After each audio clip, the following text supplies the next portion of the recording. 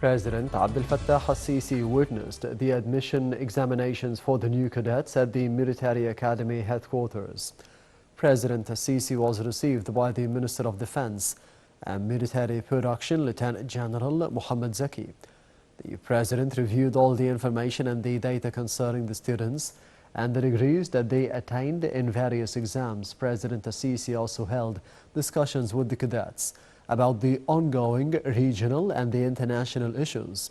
Furthermore, the head of state probed the cadets' knowledge and cultural awareness. He praised the understanding of the state's efforts in all fields to achieve the people's aspirations.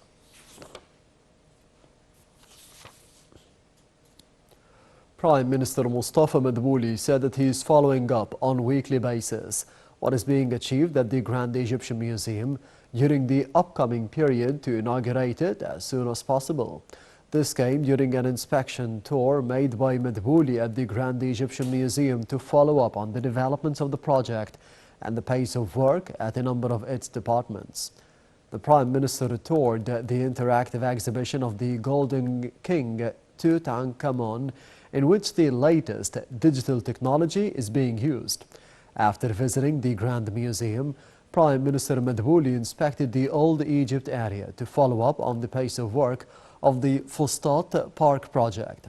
During his tour, Madbouli said that the project aims at transforming the Fustat area into a tourist and cultural park for the visitors, to be a tourist destination reflecting the Egyptian civilization.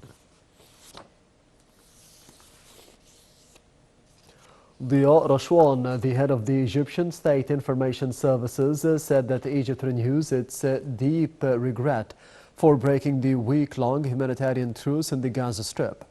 Rashwan thanked the Egyptian mediation efforts in cooperation with Qatar and the United States.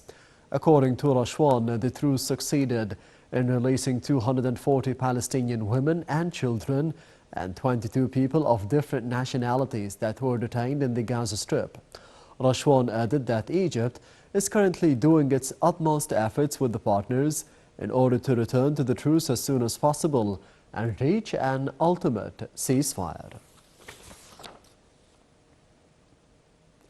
Head of the National Election Authority Executive Body, Councillor Ahmed Al-Binderi, stressed providing all the needed logistics to hold the presidential elections. Al-Binderi said that the number of polling stations reached 11,631 nationwide, adding that the judges will supervise the electoral process. He noted that the authority invited all the accredited diplomatic missions inside Egypt to follow up the electoral process, indicating that 24 embassies already filed in the requests. He added that 14 international organizations will also participate in following up on the voting process. Al-Binderi also announced that the electoral silence will start on Friday morning and continues for 48 hours. Foreign Minister Sameh Shoukry said that there is coordination with the U.S., Israel and the partners to end the conflict in Gaza, protect the civilians, and allow access for the humanitarian aid into the war-hit enclave. During his interview with the American Center for Strategic and International Studies, the CSIS, he explained that the Israeli continuous occupation is the cause behind the Hamas' legitimate resistance. The foreign minister made it clear that the future of Gaza after the end of the war is in the hands of the Palestinian people, adding that the Palestinian Authority has the ability to rule the Gaza Strip and the West Bank. Shoukry also said that the Israeli occupation practices have prevented the Palestinian Authority from doing its work in the Gaza Strip when the Palestinian enclave was under the Palestinian Authority's control.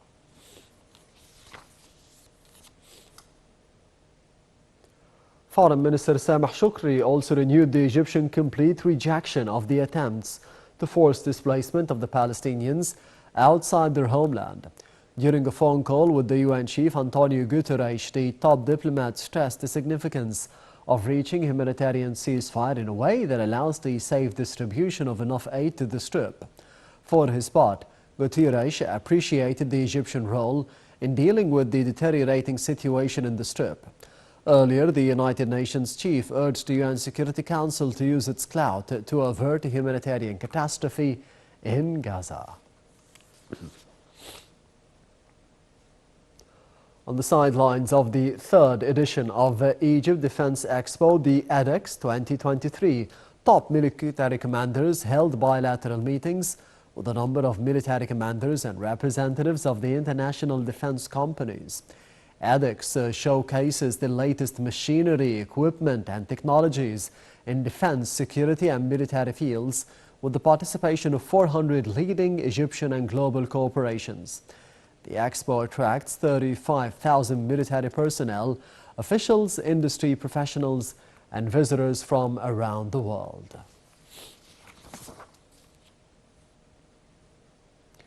Egypt condemned the Israeli insistence to build new settlements in the occupied eastern Jerusalem.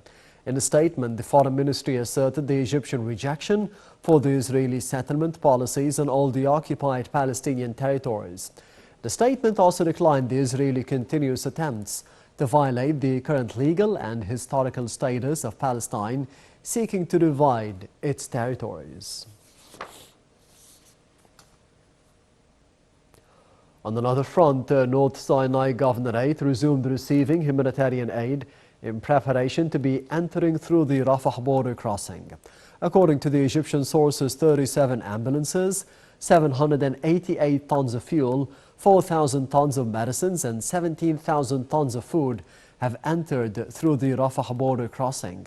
Egyptian sources noted that more than 11,000 of foreigners and dual nationalities had exited through the Rafah border crossing. Israel, meanwhile, defended its efforts to deliver aid to the Gaza Strip following sharp criticism of its handling of the humanitarian crisis unfolding inside the besieged territory.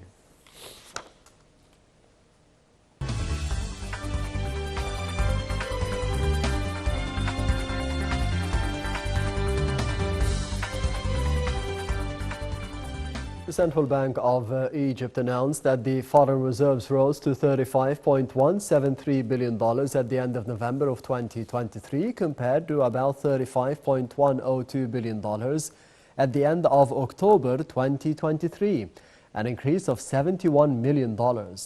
Egypt's imports, the equivalent of an average of $7 billion a month in goods and products from abroad, total an estimated $70 billion. Therefore, the current average foreign exchange reserve covers about 5 months of commodity imports to Egypt, which is higher than the global average of about 3 months of the commodity imports.